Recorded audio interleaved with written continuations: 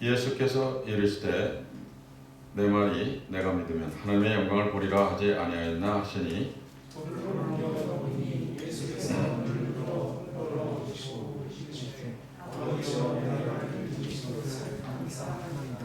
항상 내 말을 들으시는 줄을 내가 알았나이다. 그러나 이 말씀 하옵는 것은 둘러선 무리를 위함이니 곧 아버지께서 나를 보내신 것을 그들로 믿게 하려 함이니이다. 이 말씀을 하시고 큰 소리로 나사로야 나오라고 부르시니 죽은 자가 수족을 베러 동인 채로 나오는데 그 얼굴은 수건에 쌓였더라. 예수께서 이르시되 풀어 놓아 다니게 하라 하시니라. 나를 배워서 예수께서 하시는 같이 읽겠습니다. 그 중에 어떤 자는 바리새인들에게 가서 예수께서 하시는 일을 알리니라. 아멘. 성전에 모여서 예배드리는 모든 성도님들 성령 충만함과 또 건강, 평안, 풍성한 거로 채워주시기를 주님의 이름으로 축원합니다. 자, 오늘 말씀 주인공은 나사로입니다. 요한복음 11장 11절을 보면 예수님이 나사로를 친구라고 부릅니다. 매우 친한 사이입니다. 그래서 예수님은 나사로, 마르다, 마리아 자매죠. 형제 자매. 그 집에 종종 방문해서 거기서 식사도 같이 하고 또 먹고 자기도 했습니다. 그런데 나사로가 죽었습니다. 이 소식을 예수님이 들었어요. 그래서 나사로가 사는 동네 베다니로 갔습니다. 하지만 예수님이 베다니에 도착했을 때는 나사로는 이미 죽었어요. 죽은 지 나흘이 지났습니다. 늦게 도착한 예수님, 마르다가 많이 기다렸죠. 이렇게 원망 섞인 마음을 표합니다. 주께서 주님이 여기 계셨더라면 오라비가 죽지 아니했을 것입니다. 예수님이 하는 놀라운 일들을 보니까 예수님이 여기서 우리 나사로, 오라비 기도했었으면 살았을 텐데 하는 마음입니다. 그러자 예수님이 내 오라비가 다시 살아나리라 이렇게 말씀하십니다. 자, 죽어서 나흘이 지났어요. 그러면 시체가 이미 부패했을 텐데 이게 무슨 말씀입니까? 불가능한 일입니다. 하지만 예수님이 무덤에서 이렇게 명령합니다. 나사로야 나오너라.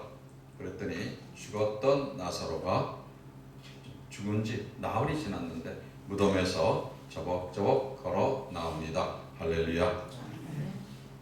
우리나라는 시신을 관에 안치하고 그렇죠. 관에 집어넣고 분봉도 합니다. 그래서 흙으로 덮어요. 죽었던 사람이 살아났다 하더라도 일단 무덤 속에 들어가면 스스로 걸어 나올 수가 없습니다. 이 당시 유대인들은 바위에 수평으로 한 2.5m, 3m 이렇게 굴을 팝니다. 가족 공동묘입니다. 그래서 사람이 죽으면 관에 넣지 않고 거기다 갖다가 굴에 안치합니다. 때문에 죽었던 나사로가 살아나면 진짜 살아났으면 그냥 걸어 나올 수가 있어요. 성경은 죽었던 나사로가 수족을 배로 동인채, 그러니까 300, 이 배이죠. 동인채로 나왔다고 묘사하고 있습니다. 자, 이 사건에서 중요한 것은 나사로가 진짜 걸어 나왔느냐? 그게 아니라 진짜 중요한 것은 예수님이 말씀 한마디로 죽은 나사로를 살렸다는 것입니다. 이것이 말씀의 능력입니다. 예수님은 죽은 자를 말씀으로 살리셨습니다. 제가 미국 필라델피아에서 유학할 때에 다니던 교회 그 담임 목사님은 미국에서 공학 석사를 마치셨어요. 그리고 신학을 하고 전공을 바꾸면서 목회를 하는 분이었습니다. 이 목사님은 특별히 성령운동 강조하는 분도 아니었고 또 치유 목회, 치유 중심으로 은사를 강조하는 분도 아니었습니다. 대신 이 교회는 큐티를 아주 중요하게 했습니다. 그래서 구역도 모이면 큐티를 많이 그렇게 했어요. 어느 날 한 유학생이 죽을 병에 걸렸어요. 뭐 미국에서 고치다. 지금 한국이 임상이 세계 최고라고 하는데, 그렇죠? 예, 그 당시만 해도 뭐 미국을 따라가지 못해서 지금은 참 한국이 많이 발전했습니다. 최고의 의술을 가진 미국에서도 못 고쳐요. 그래서 이 유학생 할 수 없이 집에 돌아가야겠구나. 여기서 죽을 수는 없겠구나. 한국 죽더라도 한국으로 가야지. 그래서 비행기표 다 끊어놨어요. 다음 주면 돌아가는 날인데 목사님이 신방했습니다. 목사님이 신방해서 말씀 전하고 말씀 읽어주고, 그죠? 네. 위로해주고 평안 주고, 예. 그리고 돌아왔습니다. 근데 목사님이 성경 말씀만 읽고 간단히 기도하고 돌아왔는데 이 유학생이 나와버렸어요. 한국으로 안 돌아가게 되었습니다. 제가 그 자리에 없었으니까 목사님 무슨 말씀 전했는지 저는 모릅니다. 분명한 것은 죽어가는 유학생이 말씀으로 살아났다는 것입니다. 예. 치유 은사가 있는 그런 분들은 치유 목회를 그렇게 합니다. 그런 분들 중에서도 이렇게 고백하는 분들이 있어요. 말씀이 선포될 때 치유의 권능이 임하기도 합니다. 보통 언제 우리가 말씀 듣고 통성기도, 우리 한국 통성기도 잘하잖아요. 하고 막 간절히 기도할 때 치유가 임합니다. 그런데 어떤 때는 그냥 말씀을 선포하는데 죽을 병에 걸렸던 사람들, 심한 병에 걸렸던 사람들 다 낫기도 하더라는 고백입니다. 그래서 치유를 위해서 기도하는 별대 시간을 갖지 않더라도 말씀으로 그냥 설교 말씀 전할 때 치유되는 일이 일어나는 것을 보게 됩니다. 말씀만 선포해도 치유가 되더라. 말씀은 우리의 육체를 살리고 또 우리의 영혼을 살립니다. 그래서 말씀은 능력입니다. 지금도 말씀은 죽어가는 생명을 살리는 것을 믿으시기 바랍니다. 오늘 본문 말씀에서 예수님이 내 어러비가 다시 살아나리라 말씀하실 때 마르다가 이렇게 대답합니다. 24절 마지막 부활할 때에는 다시 살아날 것을 내가 압니다. 무슨 말씀입니까? 마르다가 믿음이 있어요. 우리가 마지막 때에 부활한다. 믿음이 있었습니다. 그런데 예수님이 네 오라비가 다시 살아내리라 이렇게 말씀하신 것은 마지막 때를 얘기하는 것이 아니라 지금 다시 살아내리라고 선포하신 것입니다. 자, 마르다는 부활은 믿었는데 예수님이 지금 바로 그 현장에서 나사로를 살려낼 것이다. 그런 거는 생각조차 하지 못했습니다. 그러자 예수님이 마르다에게 이렇게 말씀하십니다. 나는 부활이요 생명이니 나를 믿는 자는 죽어도 살겠고 무릇 살아서 나를 믿는 자는 영원히 죽지 아니하리니 이것을 내가 믿느냐. 죽어도 살 것을 믿느냐. 나를 예수님 믿는 자는 영원히 죽지 않을 것을 믿느냐는 질문입니다. 자, 사람이 죽었는데 죽어도 살겠고 어떻게 해서 계속하여 삽니까? 죽어도 산다. 무슨 뜻입니까? 간단히 말씀드리면 성도가 이미 받은 영생, 지금 우리 다 믿는 사람은 영생 받았다고 믿습니다. 이 영생이 육신의 죽음 때문에 중단되지 않는다는 뜻입니다. 이걸 다른 말로 조금 이렇게 표현하면 우리 육신이 죽은 후에 그러니까 죽습니다. 구원받은 나라는 인간의 실체, 예를 들면 구원받은 장도건이라는 실체, 더 쉽게 하면 장도건은 계속 존재하고 있는 중이다. 이 말씀을 나사로에게 적용해 보겠습니다. 나사로가 죽은 지 나흘이 지나서 냄새가 나서 썩는 냄새가 나는 육체가 되었습니다. 시간이 더 지나면 어떻게 됩니까? 예수님 만약에 1년 뒤에 왔다? 뭐 다 썩어서, 우리나라 같으면 썩어서 흙으로 다 묻어서 그 형체가 눈에 보이지 않게 됩니다. 만약에 나사로가 죽은 지 오래되어서 그 형체가 없어져 버렸다면 예수님이 나사로를 살릴 수 있었을까요? 없었을까요? 지금은 할렐루야. 지금은 나흘이 지났지만 더 오래됐더라면 예수님은 살릴 수 있습니다. 네. 자, 예수님은 육체적인 그 존재가 현재 우리 인간의 눈으로 죽었는데 인간의 눈으로 보이는 육체가 있고 썩어져서 없어진 육체도 있어요. 그런데 그것은 예수님이 다시 우리를 부활하는 능력과는 아무런 관계가 없다. 예. 때문에 예수님이 나사로야 나오너라 하고 말씀하실 때 나사로라는 존재가, 그렇죠? 존재는 계속 남아있잖아요. 그 말씀에 응답해서 다시 육체를 가진 인간으로, 우리는 모르죠. 어떻게 우리가 다시 예를 들어서 형체가 없어졌던 그런 육신이 다시 인간의 육신으로 거론하게 될지 모르죠. 예수님은 죽은 자를 이렇게 살릴 수 있다는 것입니다. 무엇으로 살리셨습니까? 말씀으로 살리셨습니다. 주님의 말씀, 우리는 가진 주님의 말씀은 이 성경 말씀입니다. 이 성경 말씀이 우리도 살리는 것을 믿으시기 바랍니다. 그런데 딱 한 가지 조건이 있습니다. 무슨 조건입니까? 믿음입니다. 죽어도 살 수 있는 조건, 믿음입니다. 예수님이 죽음에서 생명으로 가는 방법, 믿음밖에 없다, 이렇게 선포했어요. 나는 부활이요 생명이니 나를 믿는 자는, 누가요? 나를 믿는 자는 죽어도 살겠고, 또 그 다음에 나옵니다. 무릇 살아서 나를 믿는 자는 영원히 죽지 아니하리라. 조건, 예수님을 믿는 자, 살아서 예수님 믿는 자, 영원히 살리라고 성경은 선포합니다. 자, 모든 사람이 죽지만 그 중에 다시 사는 사람들이 있습니다. 어떤 사람들이 다시 삽니까? 예수님을 믿는 자는 죽어도 살고 또 영원히 죽지 아니하리라는 것이 오늘 우리들에게 희망을 줍니다. 자, 이 말씀을 믿으시면 아멘으로 화답하시기 바랍니다. 아멘. 살았다. 살아서 나를 믿는 자. 근데 우리 살아서 두 가지 뜻으로 우리가 볼 수 있어요. 살아서, 육체가 살아서. 우리가 죽으면 그 다음엔 뒤에 없습니다. 또 하나 우리가 보면 살아서, 여기에는 영혼이 살아서, 영혼이 거듭나서, 그 안, 원어를 찾으면 그런 뜻이 포함되어 있습니다. 그래서 살아서 나를 믿는 자는 영원히 죽지 않으라는 말씀은 성령으로 거듭나서 나를 믿는 자, 두 가지 뜻을 우리가 같이 볼 수 있습니다.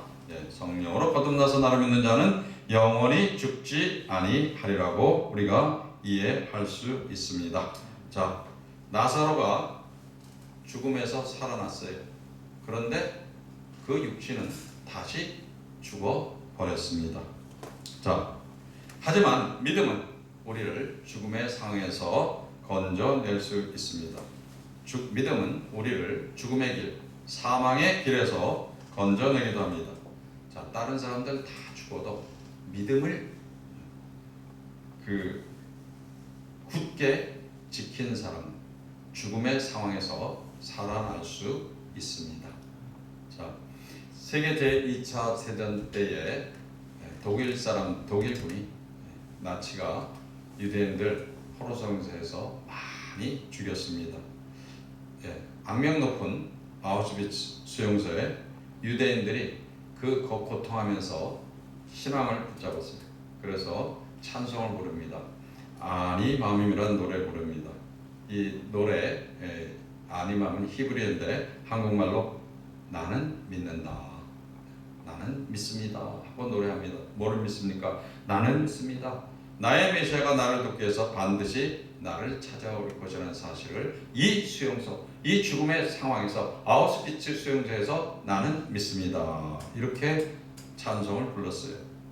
그런데 찬송을 부르고 막 믿는 마음으로 불렀는데 시간이 지나면 친구가 끌려나가 죽고 다시 안 오고, 부모, 형제가 끌려나가서 죽고 다시 안 오고, 그래서 이런 고통 중에 유대인들이 이렇게 찬송을 부릅니다. 한 구절을 더 추가했어요. 그런데 때때로 메시아는 너무 늦게 오신다. 나는 믿는다. 주님이 나를 죽음의 상에서 구원할 것을 믿는다. 그런데 때때로 메시아는 너무 늦게 오신다. 자, 이 수용소에 젊은 의사가 하나 있었습니다. 이 의사는 이거 다른 사람 부를 때 안 불렀어요. 나는 믿는다. 주님이 나를 구하러 오실 것을 믿는다. 예, 나를 돕기 위해서 반드시 찾아오는 것을 믿는다. 여기까지만 부릅니다. 메시아가 때때로는 너무 늦게 오신다. 이거 안 불렀어요. 대신에 이 젊은 의사는 시편 139편 말씀을 붙잡았습니다. 시편 139편 읽어드립니다. 내가 하늘에 올라갈지라도 거기 계시며 음부의 내 자리를 펼지라도 거기 계시나이다. 무슨 얘기입니까?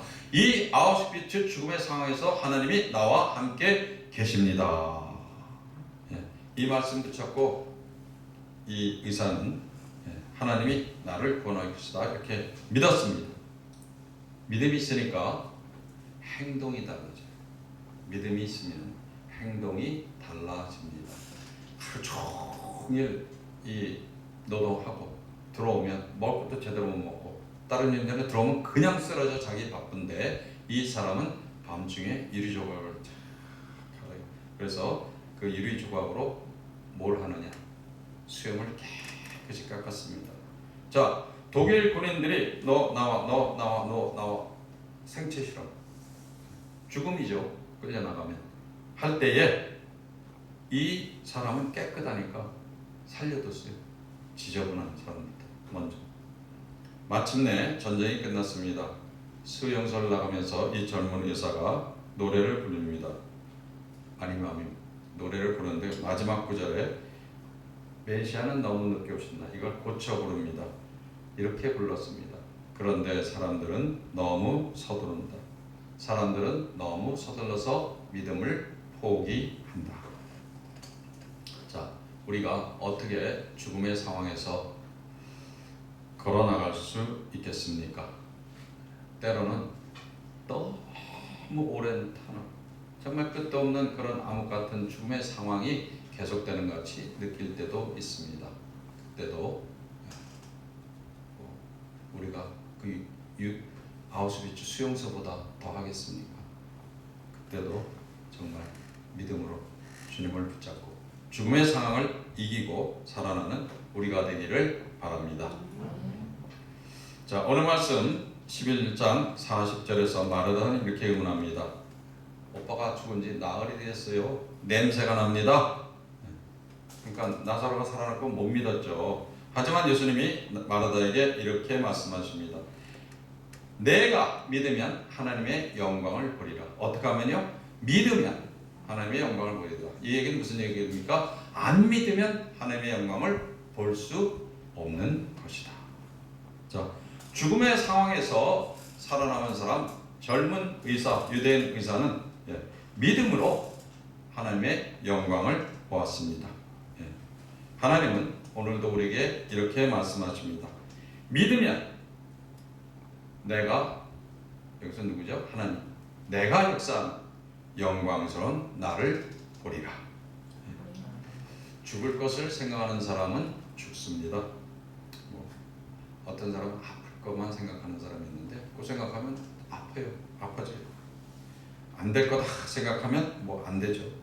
질 거다 생각하면 이길 것도 지게 됩니다. 믿음은 자기 원하는 소원, 내가 바라는 것, 환경과 관계없이, 현실과 관계없이 실제로 이루어진 것처럼 바라보고, 그 다음이 중요하죠. 유대인 젊은 의사처럼 행동하는 것입니다. 살 것처럼 행동하는 겁니다. 죽을 것처럼 아우 나 죽겠다가 아니라 내가 이런 상황에서도 나는 살아난다. 살아날 사람처럼 행동하라는 것입니다. 이럴 때 우리의 믿음이 이루어집니다. 왜 그러겠습니까? 하나님이 보시니까 믿음이 있구나. 자, 나사로를 살리신 예수님이 지금도 우리를 살리시는 것을 믿으시기 바랍니다. 자, 근데 예수님이 나사로를 왜 살리셨을까요? 수많은 사람이 있었고 예수님 정말 사랑하는 사람들 많았고 정말 믿음 좋은 사람들 많았는데 나사로를 살리셨어요. 이 나사로 살리신 이유 첫 번째, 나사로의 부활은 마지막 때 약속한 부활의 예표, 표적입니다. 다른 사람을 선택할 수도 있지만 예수님이 나사로를 선택합니다. 그래서 영원한 하나님의 나라에서 우리가 어떻게 살 것을 이 땅에서 예수님이 미리 보여준 것입니다. 자, 죽었어요. 나흘이 되어서 그 살이 썩었는데 나사로가 다시 살아난 것은 그 육체가 정상으로 다 돌아왔다는 겁니다. 그러니까 우리가 천국 갈 때는 영화된 몸이라고 했죠. 지금 육체가 다르다고 했죠. 그 나사로가 가졌던 육체는 이 우리가 가진 육체와 똑같은 육체로 다시 살아났다는 것을 의미합니다. 자, 분명한 것은 나사로가 그때 무덤에서 살아나올 때 가진 육체는 부활할 때에 우리가 가진 육체하고는 같아요? 달라요? 이제 다릅니다. 그러니까 나사로가 살아날 때 가지고 나온 육체는 마지막 때에 우주적 부활이 있을 때에 우리가 가질 육체하고는 다른 육체입니다. 자, 뭐가 다릅니까? 부활할 때 우리가 가지고 나올 영화된 몸과 나사로가 가지고 나온 우리와 똑같은 몸. 가장 큰 다른 점은 그렇죠. 죽는다. 예, 부활했던 나사로는 다시 죽었습니다. 자, 나사로는 썩어질 육신으로 부활했습니다. 자, 예수님이 나사로 부활하게 한 것, 그것이 생명 연장하는 것이 목적이 아니었습니다. 100년 지나면 100살 살지 몰라도 200년 지나면 그 안에 다 죽게 됩니다. 인간은 결국 죽습니다. 나사로의 부활은 이 마지막 부활에 나타날 그 주실 몸의 예표일 뿐입니다. 다시 말하면 나사로 부활의 첫 번째 의미는 죽은 사람도 다시 살 수 있다, 부활할 수 있다는 그 예표를 보여준 것입니다. 자, 예수님은 나사로를 다시 살리어서 그 가족들이 얼마나 기뻤겠어요. 마리아가 얼마나 기뻤겠습니까? 매우 큰 기쁨입니다. 그런데 크게 보면 나사로는 다시 죽었어요. 이것이 우리 육신, 죄의 육신의 한계입니다. 자, 어차피 나사로가 다시 죽을 거라면 예수님이 그를 살리신 두 번째 이유, 첫 번째는 부활의 예표, 두 번째는 예수님은 복음을 전파하기 위해서 나사로를 다시 살리셨습니다. 자, 오늘 말씀 43절을 보면 이렇게 예수님이 기도합니다. 아버지께서 나를 보내신 것을 그들로 믿게 하려 함입니다. 지금 나사로를 살리려고 기도하고 있어요. 하나님, 내가 지금 이렇게 하는 이유는 사람들이 보고 그 본 사람들이 믿게 하려 함입니다. 이 당시 유대인들이 전부 부활을 믿지 않았습니다. 유대인들 지도자 중에 바리새인들은 부활을 믿는데 사두개인들은 부활을 믿지 않았습니다. 사두개인들이 부자가 많았어요. 돈 많은 부자들 많고 사회적으로 영향력도 있고, 그런데 종교적 영향도 있는데 안 믿었어요. 그러니까 이 사람들이 안 믿으니까 다른 유대인들도 안 믿어? 저 훌륭한 분이 안 믿잖아. 그렇게 생각해서 안 믿었을 유대인들도 꽤 있었을 것입니다. 그런데 유대인들이 변했습니다. 죽은 나사로가 살아났어요. 그걸 보고 죽은 사람이 실제로 살아날 수가 있겠구나. 천국 영생, 이것이 사실이겠구나. 그래서 오늘 말씀 45절을 보면 마리아에게로 와서 예수께서 하신 일을 본 많은 유대인이 그를 믿었다고 증거합니다. 나사로의 부활은 어떤 영향? 유대인들이 부활이 진짜 있구나, 이렇게 믿게 했습니다. 예수님이 정말 메시아이구나, 우리를 살리시는구나 믿게 했습니다. 나사로는 많은 사람들에게 뭐가 됐어요? 부활의 증인이 되었습니다. 자, 마찬가지로 먼저 살아난 사람, 우리 기독교인들, 우리는 살아난 사람들, 영이 살아났어요. 입을 열어서 전도하며 부활의 증인이 되어야 할 것입니다. 문제는 요새 코로나 전염병으로 인해서 정말 입을 열어서 전도하기가 쉽지 않습니다.